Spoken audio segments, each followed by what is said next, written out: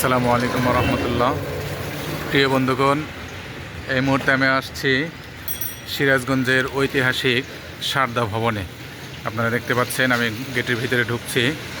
শুরুতে যে এখানে বসার জন্য ব্যবস্থাপনা, বাহিরে বিশাল ঝাউ গাছ, আর এই পাশে সুপারি গাছ এবং বিশাল বড় আম গাছ। চলুন একটু ভিতরে দেখি। এই যে সারদা ভবন, এই হলো ঐতিহাসিক গেট, বারান্দা, এপাশেও বারান্দা।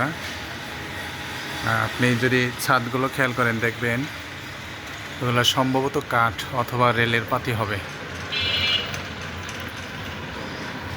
আর ভিতরে যাওয়ার অনুমতি নেই, একজন মুরব্বী এখানে শুয়ে আছেন। আর এদিকে ভিতরে তালাবদ্ধ, যাওয়ার কোনো সুযোগ নেই।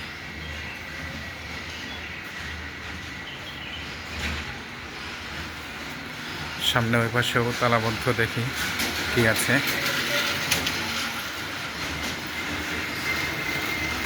এ হলো তালাবদ্ধ, ওখানে বসার একটি চেয়ার।